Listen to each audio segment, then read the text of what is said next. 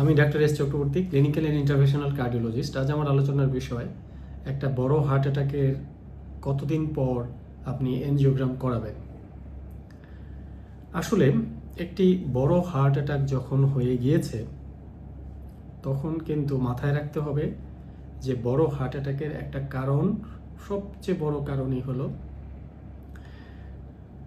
Coronary ধমনির কোনো গুরুত্বপূর্ণ রক্তনালীর কোনো ধমনির একটি গুরুতর ব্লক। অধিকাংশ ক্ষেত্রে এটাই কারণ। একটা গুরুতর ব্লক না থাকলে বড় হার্ট অ্যাটাক হওয়ার কথা না। তো হার্ট অ্যাটাকের কারণ হলো এই ব্লকটা। তো ওই ব্লকটা কিন্তু আমাদেরকে জানার জন্য যে পরীক্ষাটা সেটাই হলো এনজিওগ্রাম। অনেকেই হার্ট অ্যাটাকের পরে সঙ্গে সঙ্গে এনজিওগ্রাম করার সুযোগ পায় না বা পরামর্শ পায় না, বা অর্থনৈতিক কারণে অনেক সময় করানো হয় না, বা হার্ট অ্যাটাকের পরবর্তী কিছু জটিলতা হয়ে যাওয়ার কারণে তার এনজিওগ্রাম হয়তো তাৎক্ষণিকভাবে করা সম্ভব হয় না। কিন্তু মাথায় রাখতে হবে এনজিওগ্রামটা কিন্তু যত তাড়াতাড়ি সম্ভব করতে হবে। তা না হলে তো যে কেন হার্ট অ্যাটাকটা হলো, আসলেই গুরুতর ব্লক আছে কি না সেটা তো জানা যাবে না। আর গুরুতর ব্লক যদি সত্যিই থেকে যায়, সেটাকে যদি আমি না জানি, এটাকে যদি আমি সমস্যাটা জানলাম না, দেখলাম না, গুরুতর ব্লক যদি সত্যিই থেকে যায়, তাহলে কিন্তু শুধুমাত্র ওষুধে তার চিকিৎসা হবে না। তাহলে ক্ষতিটা কি হবে? তা হার্ট অ্যাটাকের কারণে গুরুতর ব্লকটা, ওই গুরুতর ব্লকের কারণে হৃদপেশি একটা বড় অংশ রক্ত সরবরাহ অক্সিজেন পায়নি, বা ব্লকটা থাকার কারণে এখনো পাচ্ছে না। তো হৃদপেশি কোষগুলি তো ক্ষতিগ্রস্ত হয়েছে ওই ব্লকটার কারণে, এবং ব্লকটা থেকে যাওয়ার কারণে এখনো ক্ষতিগ্রস্ত হচ্ছে। এবং এই হৃদপেশি কোষগুলোকে আমি ক্ষতি থেকে রিকভার করার, ক্ষতি কাটিয়ে ওঠার কোনো সুযোগ আমি দিচ্ছি না ওই ব্লকটা মেরামত না করার কারণে। তো এই জন্যই আসলেই গুরুতর ব্লক রয়েছে কিনা, কেন হার্ট অ্যাটাকটা হলো, এটা এনজিওগ্রাম করে নিশ্চিত হতে হবে। একটা হার্ট অ্যাটাকের পরে যত তাড়াতাড়ি সম্ভব, অনেক সময় দেখা যায় একটা বড় হার্ট অ্যাটাক ST এলিভেশন এর পরে আপনাকে যত তাড়াতাড়ি সম্ভব এনজিওগ্রাম করে প্রাইমারি PCI করার চেষ্টা করতে হবে যদি সুযোগ থাকে।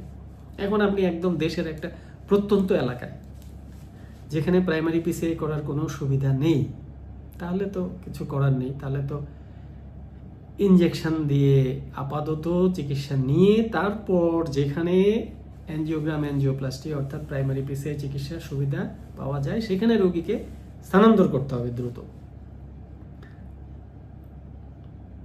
অথবা হার্ট অ্যাটাকের পরে যদি কোনো কারণে কিছু জটিলতা হয়ে যায়, যেমন হার্ট ফেলিউর ডেভেলপ করে গিয়েছে, অর্থাৎ লাংসের বায়ুকোষগুলির মধ্যে, ফুসফুসের বায়ুকোষগুলির মধ্যে পানি জমে গিয়েছে, রোগীর শ্বাসকষ্ট হচ্ছে, রোগী এখন সোজা হয়ে শুতে পারছে না, তাহলে কিন্তু এই মুহূর্তে এনজিওগ্রাম করা সম্ভব না। আগে হার্ট ফেলিউরটা তাকে ঠিক করে নিতে হবে।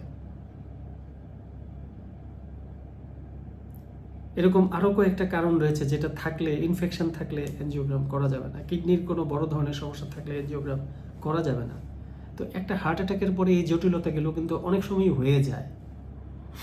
মনে রাখতে হবে একটা বড় হার্ট অ্যাটাকের পরে যত দ্রুত সম্ভব ST এলিভেশন হলে এনজিওগ্রাম করে ফেলতে হবে। তাহলে ক্ষতির পরিমাণ, জটিলতার পরিমাণটা যত ম্যাক্সিমাম সর্বোচ্চ কমানো সম্ভব হবে। এখন আপনি ফার্স্ট চান্সে হার্ট অ্যাটাকের প্রথম সুযোগে, প্রথম কয়েক ঘন্টার মধ্যে আপনি এনজিওগ্রাম করা, প্রাইমারি PCI করার সুযোগ আপনি পেলেন না, বা সুযোগ নিতে পারলেন না, যে কারণেই হোক, যে সুবিধা নেয় পরামর্শ পেলেন না, অথবা অর্থনৈতিক কারণে, রোগী কিন্তু ক্ষতি একটা হয়ে গেল। মনে রাখতে হবে হার্ট অ্যাটাকে, একটা বড় হার্ট অ্যাটাকে যে ক্ষতি হয়ে যায় সেই ক্ষতি কিন্তু কখনোই পুরোপুরি রিকভার হয় না, সেই ক্ষতি কখনোই পুরোপুরি ক্ষতিপূরণ হয় না। একটা বড় হার্ট অ্যাটাকে যখন হৃদপেশি কোষের অনেকগুলো হৃদপেশি কোষ, কোটি কোটি হৃদপেশি কোষ যখন মরে যায়, সেগুলো কিন্তু চিরতরেই মরে যায়। এই পেশি কোষগুলোকে কিন্তু আর কোনোদিনও জীবিত অবস্থায় ফেরত পাওয়া সম্ভব না। অর্থাৎ একটা বড় হার্ট অ্যাটাকের পরে এই যে ব্লকের কারণে হৃদপেশি কোষগুলো যে অক্সিজেন সরবরাহ পেল না, এই যে ক্ষতিটা হয়ে গেল, এবং তাতে কিন্তু হার্টের পাম্পিং পাওয়ারটা চিরস্থায়ীভাবে কমে যায়। অর্থাৎ এখানে হার্টের একটা স্থায়ী ক্ষতি হয়ে যায়। একটা সুস্থ হার্ট, সবল হার্ট নিয়ে যে মানুষ যে পরিমাণ কর্মক্ষম থাকে, তার যে পরিমাণ শক্তি, তার কর্মোদ্যম, তার যে চলাফেরার যে শক্তি, সেটা কিন্তু কখনোই সে স্বাভাবিক অবস্থায় ফেরত পাবে না যদি হার্টের পাম্পিং পাওয়ারটা কমে যায় একটা বড় হার্ট অ্যাটাকের কারণে। তো একটা বড় হার্ট অ্যাটাকের সাথে সাথে যত দ্রুত সম্ভব এনজিওগ্রাম করানোর উদ্দেশ্যটাই হলো এই ক্ষতিটাকে কমানো, এই পাম্পিং পাওয়ারটা যেন কমে না যায়। যদি হার্ট অ্যাটাকের অব্যবহিত পরে যে কোনো কারণেই হোক আপনি প্রথম সুযোগে এনজিওগ্রাম করতে পারলেন না, তাহলেও কিন্তু আপনাকে মাথায় রাখতে হবে যে এটা দেরি করা যাবে না। যখনই রোগীর এনজিওগ্রাম করানোর মতো অবস্থা হবে, এটা 7 দিন হোক, 10 দিন হোক, 15 দিন হোক, তখনই এনজিওগ্রাম করে নিতে হবে। অনেকেই ভেবে থাকেন যে আমার তো হার্ট অ্যাটাক হয়েছে, চিকিৎসা নিয়েছি, হসপিটালে গিয়ে ইঞ্জেকশন নিয়েছি, ওষুধপত্র খেয়েছি, এখন তো আমি ভালো, এখন তো আমার তো কোনো বুকে ব্যথা নেই, এখন তো আমার কোনো শ্বাসকষ্ট নেই, আমি তো এখন ভালো বোধ করছি, তাহলে এনজিওগ্রাম করবো না। এইখানে একটা মারাত্মক ভুল করলেন আপনি।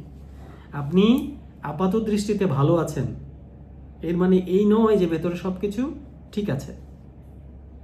আসলে আপনাকে জানতে হবে যে হার্ট অ্যাটাকটা কেন হয়েছিল, গুরুতর ব্লক কি আছে না নেই।